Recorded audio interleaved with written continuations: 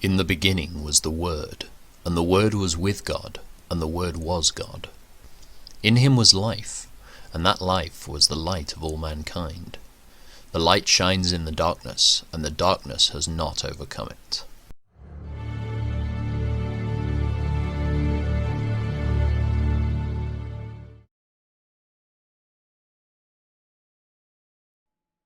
About this time some of the men and their wives raised a cry of protest against their fellow Jews. They were saying, "We have such large families. We need more food to survive." Others said, "We have mortgaged our fields, vineyards and homes to get food during the famine." And others said, "We have had to borrow money on our fields and vineyards to pay our taxes. We belong to the same family as those who are wealthy, and our children are just like theirs. Yet we must sell our children into slavery just to get enough money to live. We have already sold some of our daughters. We are helpless to do anything about it, for our fields and vineyards are already mortgaged to others." When I heard their complaints, I was very angry. After thinking it over, I spoke out against these nobles and officials. I told them, "You are hurting your own relatives by charging interest when they borrow money." Then I called a public meeting to deal with the problem. At the meeting I said to them, "We are doing all we can to redeem our Jewish relatives, who have had to sell themselves to pagan foreigners. But you are selling them back into slavery again. How often must we redeem them?" And they had nothing to say in their defense. Then I pressed further. "What you are doing is not right. Should you not walk in the fear of our God, in order to avoid being mocked by enemy nations? I myself, as well as my brothers and my workers, have been lending the people money and grain, but now let us stop this business of charging interest. You must restore their fields, vineyards, olive groves and homes to them this very day, and repay the interest you charged when you lent them money, grain, new wine and olive oil." They replied, "We will give back everything and demand nothing more from the people. We will do as you say." Then I called the priests and made the nobles and officials swear to do what they had promised.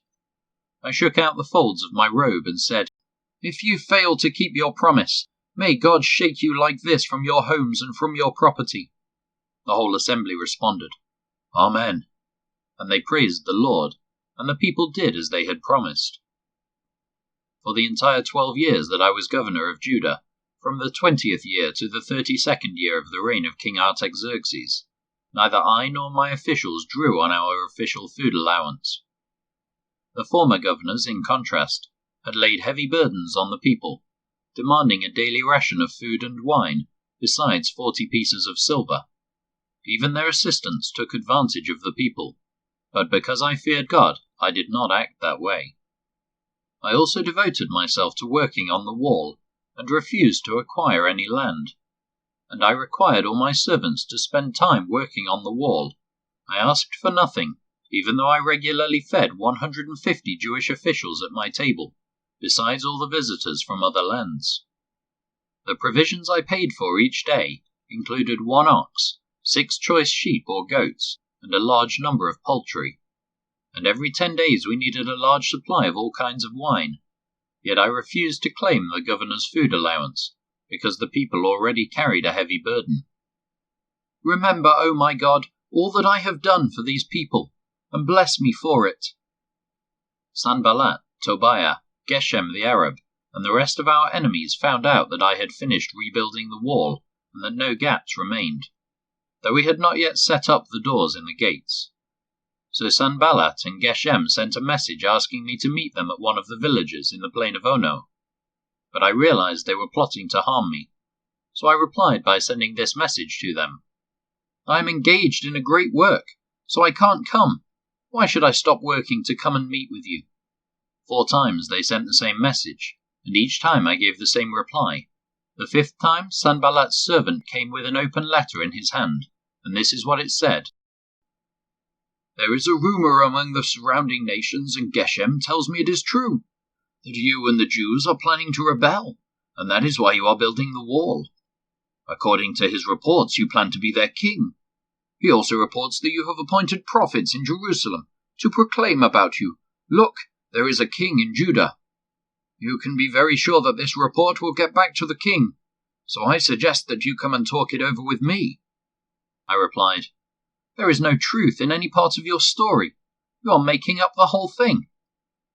They were just trying to intimidate us, imagining that they could discourage us and stop the work, so I continued the work with even greater determination. Later I went to visit Shemaiah, son of Delaiah and grandson of Mehetabel, who was confined to his home. He said, "Let us meet together inside the temple of God and bolt the doors shut. Your enemies are coming to kill you tonight." But I replied, "Should someone in my position run from danger? Should someone in my position enter the temple to save his life? No, I won't do it." I realized that God had not spoken to him, but that he had uttered this prophecy against me, because Tobiah and Sanballat had hired him. They were hoping to intimidate me and make me sin. Then they would be able to accuse and discredit me. "Remember, O my God, all the evil things that Tobiah and Sanballat have done. And remember Noadiah the prophet and all the prophets like her, who have tried to intimidate me." So on October 2nd, the wall was finished, just 52 days after we had begun. When our enemies and the surrounding nations heard about it, they were frightened and humiliated. They realized this work had been done with the help of our God. During those 52 days, many letters went back and forth between Tobiah and the nobles of Judah, for many in Judah had sworn allegiance to him, because his father-in-law was Shechaniah, son of Arah, and his son Jehohanan was married to the daughter of Meshullam, son of Berechiah. They kept telling me about Tobiah's good deeds, and then they told him everything I said, and Tobiah kept sending threatening letters to intimidate me. After the wall was finished and I had set up the doors in the gates, the gatekeepers, singers, and Levites were appointed. I gave the responsibility of governing Jerusalem to my brother Hanani, along with Hananiah, the commander of the fortress, for he was a faithful man who feared God more than most. I said to them, "Do not leave the gates open during the hottest part of the day, and while the gatekeepers are still on duty, have them shut and bar the doors. Appoint the residents of Jerusalem to act as guards, everyone on a regular watch. Some will serve at their regular posts, and some in front of their own homes." At that time the city was large and spacious, but the population was small, and none of the houses had been rebuilt. So my God gave me the idea to call together all the nobles and leaders of the city, along with the ordinary citizens, for registration. I had found the genealogical record of those who had first returned to Judah. This is what was written there. Here is the list of the Jewish exiles of the provinces who returned from their captivity. King Nebuchadnezzar had deported them to Babylon, but now they returned to Jerusalem and the other towns in Judah where they originally lived. Their leaders were Zerubbabel, Yeshua, Nehemiah, Seraiah, Realiah, Nahamani, Mordecai, Bilshan, Mispah, Bigvai, Rehum, and Baanah. This is the number of the men of Israel who returned from exile. The family of Parosh, 2,172. The family of Shephatiah, 372. The family of Arah, 652. The family of Pahath Moab, 2,818. Descendants of Yeshua and Joab. The family of Elam, 1,254. The family of Zatu, 845. The family of Zakkai, 760. The family of Bani, 648. The family of Bebai, 628. The family of Azgad, 2,322. The family of Adonikam, 667. The family of Bigvai, 2,067. The family of Adin, 655. The family of Atir, descendants of Hezekiah, 98. The family of Hashum, 328. The family of Bezai, 324. The family of Jorah, 112. The family of Gibar, 95. The people of Bethlehem and Netophah, 188. The people of Anathoth, 128. The people of Beth Asmaveth, 42. The people of Kiriath Jearim, Kephirah, and Beeroth, 743. The people of Ramah and Geba, 621. The people of Michmash, 122. The people of Bethel and Ai, 123. The people of West Nebo, 52. The citizens of West Elam, 1,254. The citizens of Harim, 320. The citizens of Jericho, 345. The citizens of Lod, Hadid, and Ono, 721. The citizens of Sinnar, 3,930. These are the priests who returned from exile. The family of Jediah, through the line of Yeshua, 973. The family of Immer, 1,052.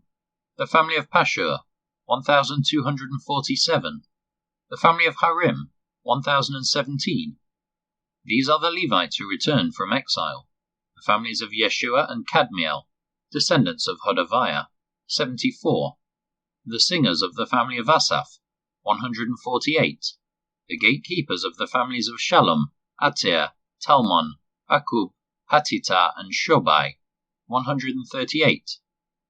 The descendants of the following temple servants returned from exile: Ziha, Hasupha, Tabayoth, Keros, Siaha, Padon, Lebana, Hagaba, Shalmai, Hanan, Gidel, Gahar, Reiah, Rezin, Nekoda, Gazam, Uzzah, Pasea, Besai, Meunim, Nephusim, Bakbuk, Hakufa, Hahur, Bazluth, Mehida, Harsha, Barkos, Sisera, Tima, Neziah, and Hatipha.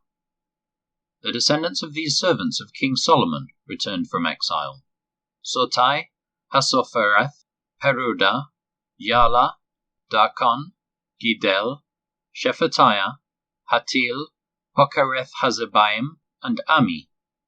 In all, the temple servants and the descendants of Solomon's servants numbered 392. Another group returned at this time from the towns of Tel Melah, Tel Harsha, Kerub, Adan, and Immer. However, they could not prove that they or their families were descendants of Israel. This group included the families of Deliah, Tobiah, and Nekoda, a total of 642 people. 3 families of priests, Hobiah, Hakoz, and Barzillai, also returned. This Barzillai had married a woman who was a descendant of Barzillai of Gilead, and he had taken her family name. They searched for their names in the genealogical records, but they were not found, so they were disqualified from serving as priests. The governor told them not to eat the priest's share of food from the sacrifices until a priest could consult the Lord about the matter by using the Urim and Thummim, the sacred lots. So a total of 42,360 people returned to Judah, in addition to 7,337 servants and 245 singers, both men and women. They took with them 736 horses, 245 mules, 435 camels, and 6,720 donkeys. Some of the family leaders gave gifts for the work. The governor gave to the treasury 1,000 gold coins, 50 gold basins, and 530 robes for the priests. The other leaders gave to the treasury a total of 20,000 gold coins and some 2,750 pounds of silver for the work. The rest of the people gave 20,000 gold coins and about 2,500 pounds of silver and 67 robes for the priests. So the priests, the Levites, the gatekeepers, the singers, the temple servants, and some of the common people settled near Jerusalem. The rest of the people returned to their own towns throughout Israel. In October, when the Israelites had settled in their towns, all the people assembled with a unified purpose at the square just inside the water gate. They asked Ezra the scribe to bring out the book of the law of Moses, which the Lord had given for Israel to obey. So on October 8th, Ezra the priest brought the book of the law before the assembly, which included the men and women and all the children old enough to understand. He faced the square just inside the water gate from early morning until noon and read aloud to everyone who could understand. All the people listened closely to the book of the law. Ezra the scribe stood on a high wooden platform that had been made for the occasion. To his right stood Mattithiah, Shema, Ananiah, Uriah, Hilkiah, and Maaseiah. To his left stood Pedaiah, Mishael, Malchijah, Hashum, Hashbaddanah, Zechariah, and Meshullam. Ezra stood on the platform in full view of all the people. When they saw him open the book, they all rose to their feet. Then Ezra praised the Lord, the great God, and all the people chanted, Amen, Amen, as they lifted their hands. Then they bowed down and worshipped the Lord with their faces to the ground. The Levites, Yeshua, Bani, Sherebiah, Yamin, Akub, Shabbethai, Hodiah, Maaseiah, Kelita, Azariah, Jozabad, Hanan, and Pelaiah, then instructed the people in the law, while everyone remained in their places. They read from the book of the law of God, and clearly explained the meaning of what was being read, helping the people understand each passage. Then Nehemiah the governor, Ezra the priest and scribe, and the Levites who were interpreting for the people said to them, Don't mourn or weep on such a day as this, for today is a sacred day before the Lord your God. For the people had all been weeping as they listened to the words of the law. And Nehemiah continued, Go and celebrate with a feast of rich foods and sweet drinks, and share gifts of food with people who have nothing prepared. This is a sacred day before our Lord. Don't be dejected and sad, for the joy of the Lord is your strength. And the Levites too quieted the people, telling them, Hush, don't weep, for this is a sacred day. So the people went away to eat and drink at a festive meal, to share gifts of food, and to celebrate with great joy, because they had heard God's words and understood them. On October 9th, the family leaders of all the people, together with the priests and Levites, met with Ezra the scribe to go over the law in greater detail. As they studied the law, they discovered that the Lord had commanded through Moses that the Israelites should live in shelters during the festival to be held that month.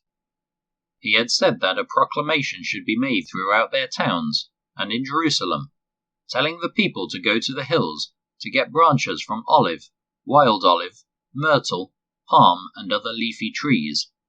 They were to use these branches to make shelters in which they would live during the festival, as prescribed in the law. So the people went out and cut branches, and used them to build shelters on the roofs of their houses, in their courtyards, in the courtyards of God's temple, or in the squares just inside the water gate and the Ephraim gate. So everyone who had returned from captivity lived in these shelters during the festival, and they were all filled with great joy. The Israelites had not celebrated like this since the days of Joshua son of Nun. Ezra read from the book of the law of God on each of the 7 days of the festival.